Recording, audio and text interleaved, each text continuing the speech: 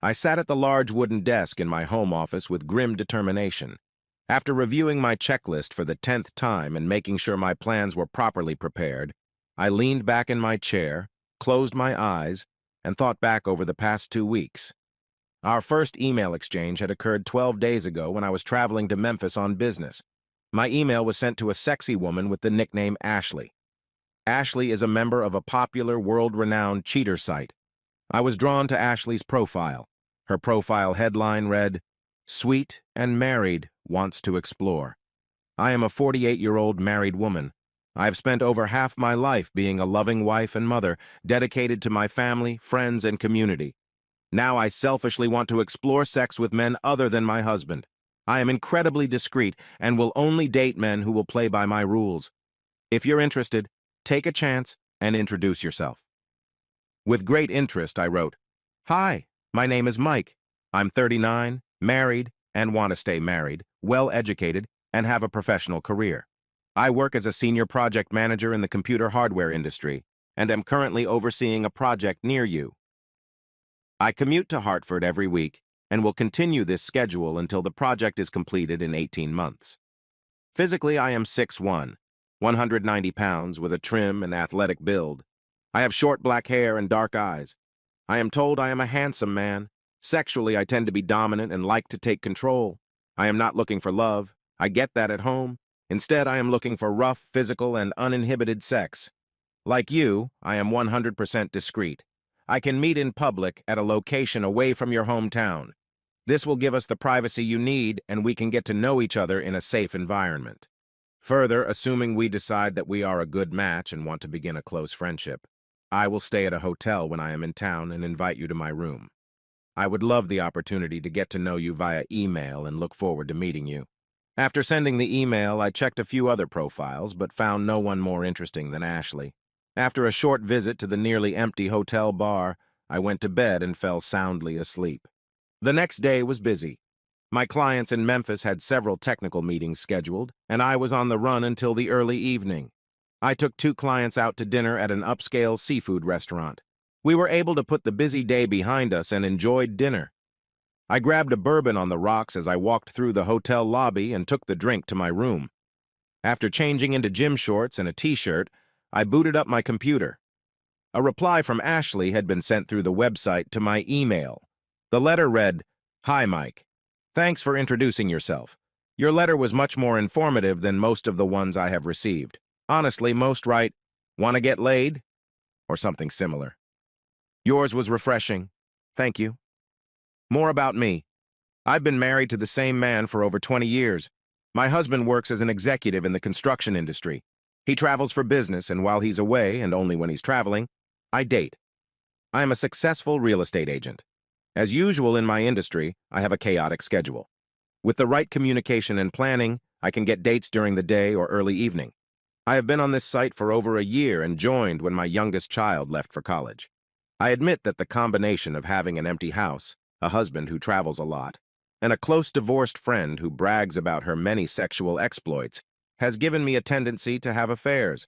I am attracted to you for several reasons. I only date married men. I adhere to the political term mutual assured destruction. I am also glad you are from out of town and have a hotel room. 3 of my past friends were local. I was constantly worried that I would run into them when I was out walking with my husband. In fact, I saw one of my boyfriends after we broke up at our local airport when I was going on vacation with hubby. Thankfully, he didn't notice me. I'm also thrilled that you're 10 years younger than me. I've never been with a man 10 years younger than me. I've gotten thousands of emails on the site over the year. I've heard that women get many more than men. I've had online relationships with over 25 men and met 8 in real life over coffee. I've only had 6 affairs if you count the 3 one-night stands. The other 3 relationships lasted several months each, and they were all exciting in different ways. I have a few questions for you. Do you currently have any other women, other than your wife? What do you dislike about online interactions with women? Is this your first romance? What do you look for in a partner? I want you to understand that we will need to get to know each other through the post. I won't jump into bed in a few days. I can also promise you that I am worth the effort. I'll look forward to further communication." I didn't want to seem pushy, So after reading Ashley's email, I turned off my computer and headed to the hotel gym. I ran on the treadmill for 30 minutes, lifted dumbbells, and did pull-ups afterward, before heading back to my room and getting into bed. The next morning at 6 o'clock, I arrived at the Memphis airport and flew home. I stopped by the office for a couple hours to take care of some urgent business. As we planned, I met my wife Bonnie at a local bistro along with longtime friend Kelly and her sex buddy of the week. Dinner and drinks were great. The company was barely tolerable. I didn't like Kelly. She was a slut who hated men. As we left the restaurant parking lot, Bonnie knelt in the front seat, leaned over the console, unzipped my pants. The ride home took a little over 30 minutes, and Bonnie spent the entire time slowly bobbing her head in my lap. Saturday, I woke up early and with a pot of coffee, headed to my home office to finish up all the end-of-the-week paperwork. I knew Bonnie would be in bed for the next few hours, so I felt safe opening my email and replying to Ashley. "Good morning, Ashley." I apologize for the delay in replying. I flew home yesterday morning, spent the afternoon at the office, and had a date with my wife in the evening. Since we are both very cautious, can we agree that we won't be upset if responses are delayed? I would hope so. To your questions, I am currently not affiliated with anyone. I've overseen 6 small projects in the last 3 months. I haven't spent much time in any city, and as a result, I haven't sought out a friend with benefits. Our group has fully completed 4 projects, and I was assigned the newest one in Hartford. The Hartford project is very extensive and requires constant on-site supervision. I will be visiting you often. In the evenings, I will have the opportunity to host a guest at the hotel on a regular basis. I started dating 7 years ago and have had a total of 16 affairs.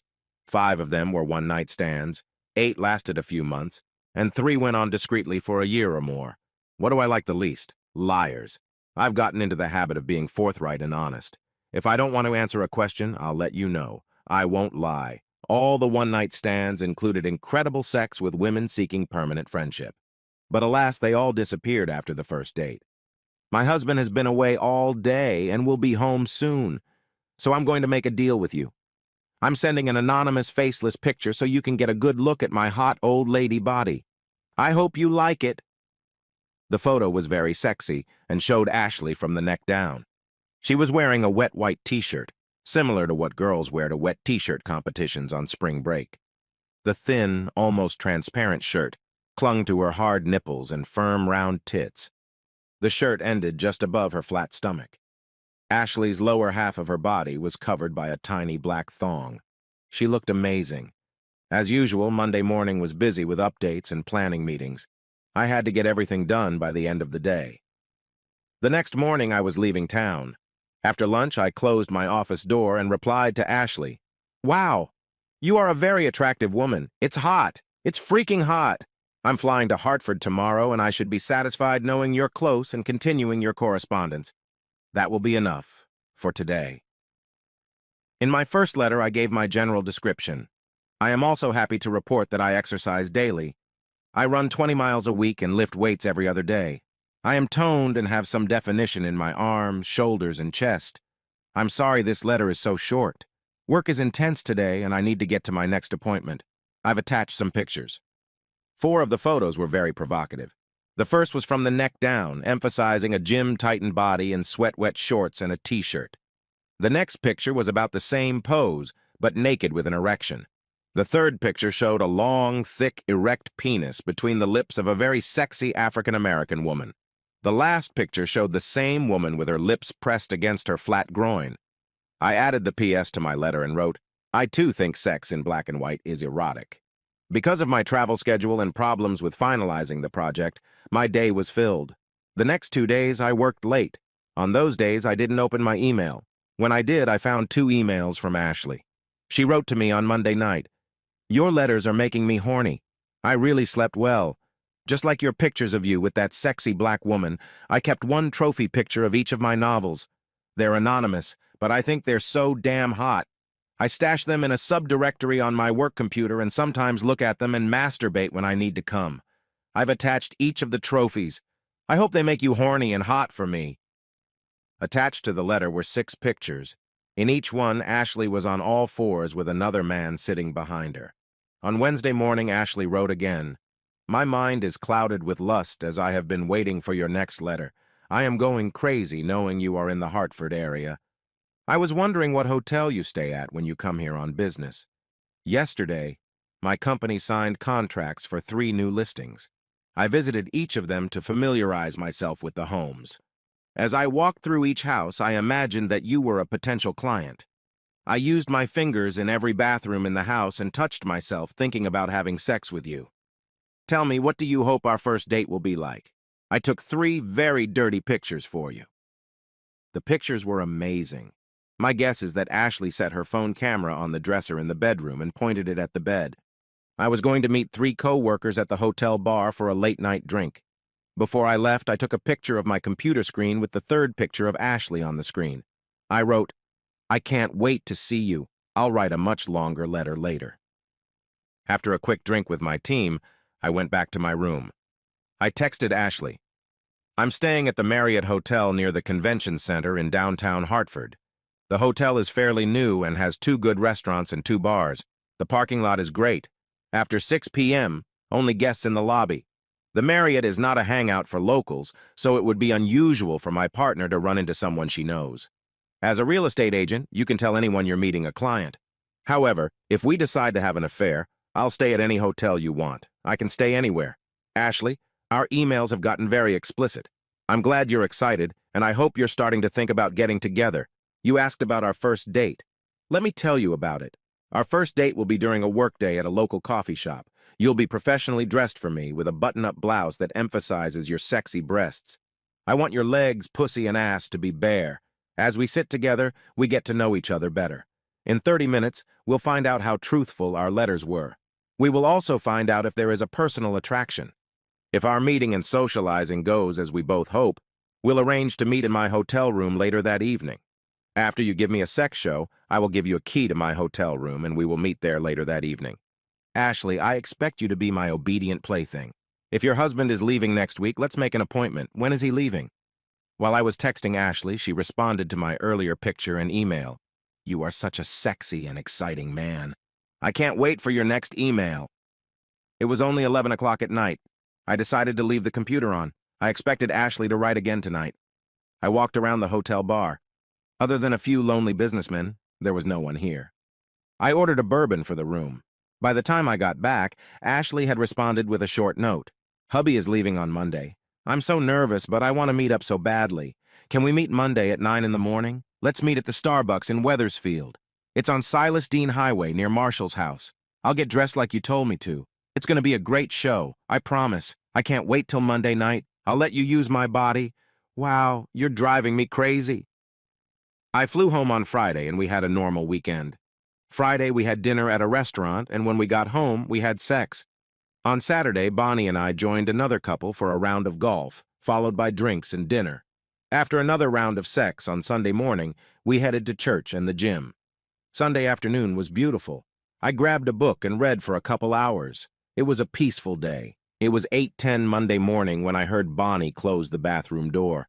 The noise pulled me away from my thoughts of the previous 2 weeks. I got up from the table and walked to the kitchen. Filling a mug of coffee, I sat down at the kitchen table. I heard the clack of Bonnie's heels as she came down the carpeted stairs and walked down the tiled hallway toward the kitchen. Bonnie was in her morning pre-coffee stupor and walked right up to the coffee pot. I watched quietly as she poured a cup and stirred in a teaspoon of sugar. She took a satisfied sip, turned around, saw me, and shrieked. "Christ!" she shrieked. "You scared the hell out of me. I thought you'd gone to the airport." I took a slow, deep sip from my mug before answering. The trip was canceled. Bonnie and I had been married for 23 years, and in that time I'd learned to read her like a book. She tried to look nonchalant, calm, and collected, but in fact she was in a panic.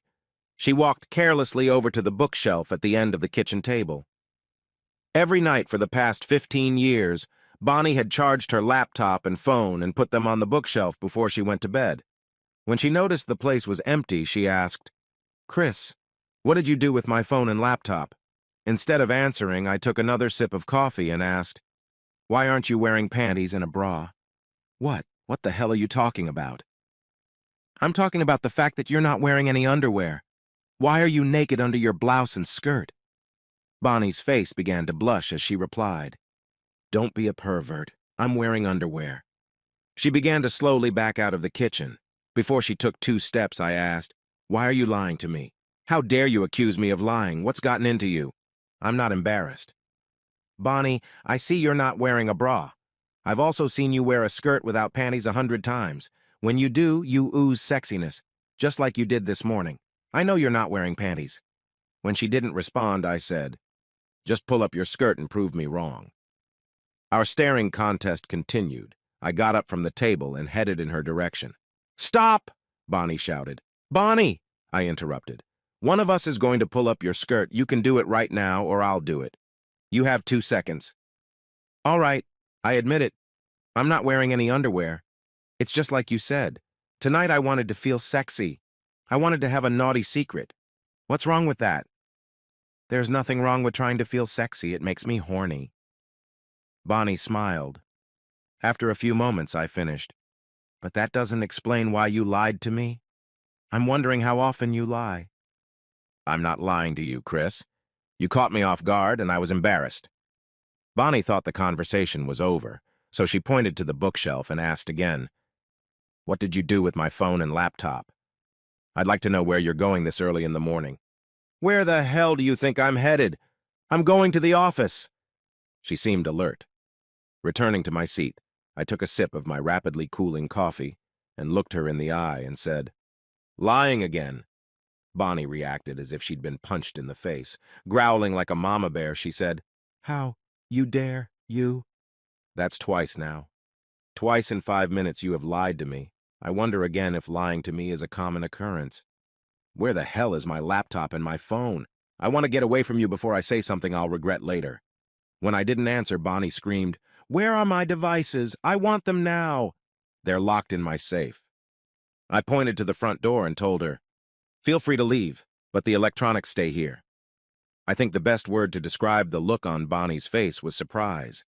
It was as if she had been transported to a new world where nothing made sense. She visibly calmed down. She walked over to the kitchen table and sat down across from me.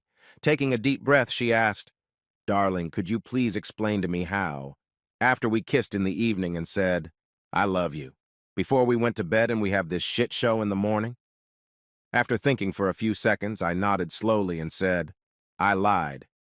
"You lied? Good. What did you lie about, honey?"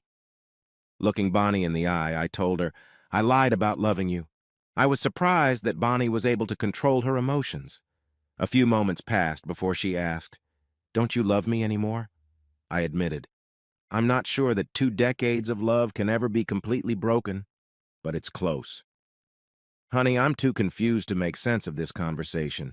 You need to explain it to me in a way that I can understand." "I'd be happy to do that if you'd do me a favor." "I'll do anything, my love." "You know you would," Bonnie replied. "For the rest of this discussion, I don't want you to call me darling, sweetheart, favorite, or any other affectionate word. In fact, I don't want you to call me Chris." Bonnie actually grinned. She said, "It's okay. What should I call you?" I pretended to ponder her question. After a moment, I said, "Call me Mike." I watched Bonnie carefully. She must have been more confused than I thought because my obvious clue flew right past her. I continued, "I'm not going to call you Bonnie." "Again," I pretended to think, watching a strange, condescending smile spread across Bonnie's face. "Instead, I think I'm going to name you Ashley." Her smile disappeared almost immediately. I continued, "Ashley and Mike, Mike and Ashley. That sounds like two lying, cheating, married assholes. Don't you agree?" Bonnie's face turned ghostly white, and a second later she vomited her morning coffee and the remains of last night's dinner onto the table and onto her lap. "Covering yourself in vomit seems fitting for a shitty slut. I suggest you take a shower. I'll be in my office if you want to continue this conversation." "Chris," Bonnie's eyes were pleading, "go take a shower and change out of your slutty clothes. You smell like a tramp." It was almost 90 minutes before Bonnie returned. She was wearing jeans, a shirt, and sneakers. She walked into my office and plopped into the chair across from my desk. She looked even worse after her shower. She smelled much better, however. "Chris, you have to believe me. It was just internet sex. I swear." I've never had sex with anyone. It was just stupid online nonsense. You're lying. No, don't say that. Since the day we got married, I've never touched anyone but you. I've seen it. I've seen the pictures, all 6 of them, 6 different roosters, different shapes and sizes, different colors, 6 men's hands on the same world-class ass. A world-class asshole with the exact same big bean-shaped birthmark. It was you, Bonnie. Stop lying. Just stop the damn lies. Bonnie bent in half and shook, crying into the palm of my hand. I let her cry until she stopped. She was about to say something, but I held up both hands to stop her. Now it was my turn to speak. I pulled out a desk drawer and pulled out a small stack of papers and held it across Bonnie's desk. "What's this?" she asked. "It's my divorce petition." "No," Bonnie screamed. "I don't want a divorce.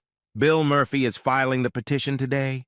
If you don't go into his office and officially sign a copy of the petition, you'll be served by the end of the week. What don't you understand? You don't want divorce." "I took all the money from our vacation fund," I told Bonnie.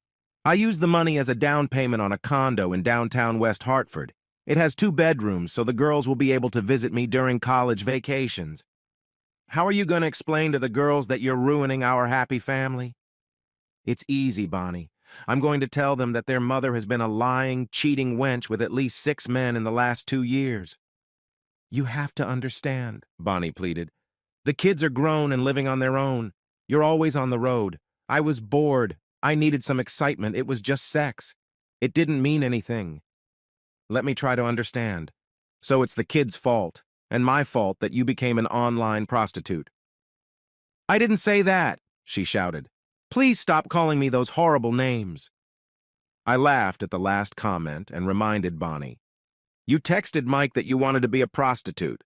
Those are your words, Bonnie. You said." Bonnie asked, "How did you know? I was so careful." "You were careful and you never let me know that you hated me so much." Bonnie almost jumped up from her chair but leaned back and cried when I brushed her off.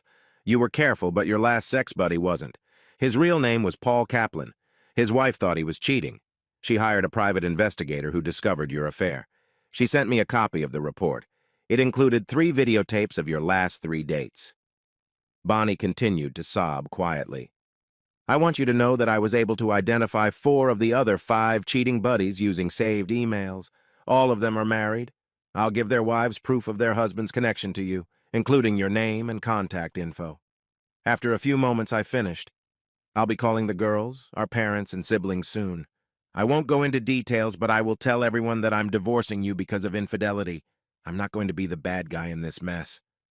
5 months later, it was late Friday night. I had just landed at the airport and was heading toward my new home. Since I hadn't had dinner, I stopped at a fancy new restaurant in downtown West Hartford. I sat at the bar, my plate was cleared, and the bill was paid. I was enjoying the last sips of Merlot when I felt a hand on my shoulder. The woman said, "I wanted to apologize to you, but I didn't know how you would take it." Recognizing the voice, I turned around and saw Kelly, Bonnie's slutty, man-hating friend. "Why do you have to apologize to me?" Kelly sat down next to me, sighed, and told me, "I think my sexual stories may have influenced Bonnie and contributed to her cheating." "Your stories?" I laughed. "You're probably right, Kelly. But it was Bonnie who created a complicated online life. Our breakup is her fault. I accept your apology, but it's not necessary." "She's a mess. I'm worried about her." "A lot of people are worried. I know from the girls and her father that she is seeing a therapist and trying to improve her life. I hope that continues." "Chris, I have to ask, is there any hope? Any small hope that you can call off the divorce and try again? Bonnie loves you so much." At that moment, I felt a hand on my shoulder again. Someone leaned over and said, "Are you replacing me already?" I turned around and smiled at Jana.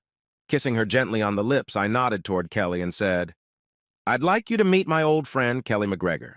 Kelly, I'd like you to meet Jana Flynn." After the 2 women shook hands, I stood up, took Jana's hand, and said, "It's time to go." I smiled and said goodnight to Kelly, and Jana said, "There's no hope, Kelly. He's mine. I'm not going to let him go."